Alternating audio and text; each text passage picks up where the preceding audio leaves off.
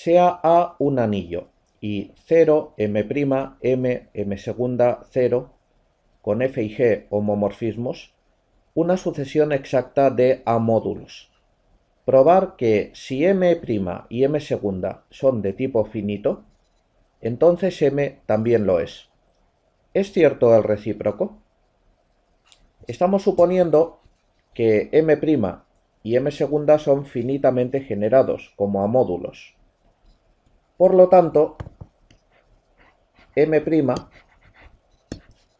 se puede generar por un número finito de elementos x1, x2, xn.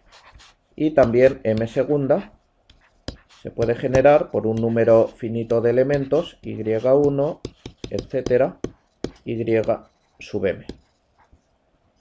Teniendo en cuenta que la sucesión es exacta, el homomorfismo G es suprayectivo. Por lo tanto, para cada i va a existir un elemento z sub i perteneciente a m, tal que g de zi es igual a y sub i. Vamos a demostrar que si consideramos los elementos f de x sub 1, f de x2, etcétera, f de x sub n, junto con los z1, z2, zm, esta familia genera m, con lo cual pues ya estará demostrado que m es de tipo finito, es decir, finitamente generado. Para demostrarlo, sea un elemento cualquiera x del módulo m. Si tomamos g de x pertenece a m segunda, pero m segunda está generado por los elementos i1, i2 y sub m. Por lo tanto, g de x se podrá escribir en la forma a sub 1 por i sub 1 más a sub 2 y sub 2, etcétera, más a sub m por i sub m para algunos elementos a1, a2, am del anillo A mayúscula. Teniendo en cuenta que y1 es g de z1, etcétera, ym es g de z sub m, esta expresión es lo mismo que g de a1 z1 más a2 z2 hasta más a sub m z sub m. Tenemos entonces que g aplicado a x es lo mismo que g aplicado en a1 z1 más a2 z2, etcétera, más a sub m z sub m. Pero entonces tenemos que g de x menos el sumatorio de los a sub i z i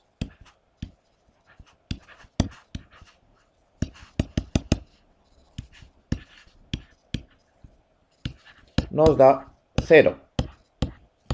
Por lo tanto, x menos a1 z1, etcétera, menos a sub m z sub m pertenece al ker de G, al núcleo de G. Vamos a usar ahora el hecho de que la sucesión era exacta y que el núcleo de G es lo mismo que la imagen de F.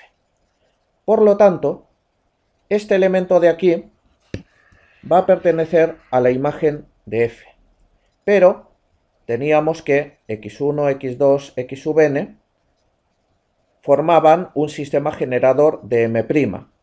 Por lo tanto, x menos a1, z1, etcétera, menos a sub m, z sub m, va a ser f de una combinación de los x1, x2, xn con coeficientes en el anillo, es decir, f de b1, x1 más, etcétera, más b sub n, x sub n. Y esto es igual a b1 por f de x1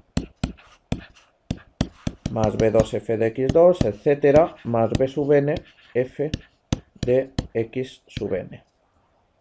Y ya lo tenemos, porque ahora, si despejamos la x es igual a b1 f de x1, etcétera, más b sub n f de xn, más a1 z1, etcétera, más a sub m z sub m. Y hemos demostrado así que este elemento x está en el submódulo generado por f de x1, f de x2, f de xn, z1, etcétera, hasta z sub m. Con lo cual, efectivamente, esos n más m elementos pues generan m, tal y como queríamos demostrar. Se pregunta también si el recíproco es cierto. No, el recíproco no es cierto. Es decir, puede ocurrir que el módulo m del medio sea finitamente generado, pero que los m' y m segunda no tengan por qué serlo, no tengan por qué ser finitamente generados. Bueno, mejor dicho, m segunda sí se puede probar que si m es finitamente generado, m segunda también lo es. En cambio, m' no tiene por qué serlo. Es muy fácil de ver esto. Para ello, si cogemos un módulo m cualquiera y n mayúscula un submódulo de m, sabemos que podemos formar una sucesión exacta considerando 0, n, m, m partido por n, 0, y ahora aquí tomamos la inclusión i de n en m y el epimorfismo canónico phi de m en el módulo cociente. Pues bien, aunque el módulo m del medio sea finitamente generado, es bien sabido que un submódulo no tiene por qué serlo. Es decir, que puede ocurrir que m sea finitamente generado, pero n no lo sea. Hay muchos ejemplos. Por ejemplo, si consideramos A el anillo de polinomios K de corchete x1, x2, etcétera, sobre una familia infinito numerable de indeterminadas, si consideramos el ideal agótica generado por las indeterminadas x1, x2, puntos suspensivos, o lo que es lo mismo, los polinomios con término independiente de 0, es bien sabido que agótica como a módulo no es finitamente generado, no se puede generar por un número finito de polinomios. En cambio, A como a módulo, es decir, como módulo sobre sí mismo, sí que es finitamente generado, por supuesto. Por ejemplo, pues por el 1.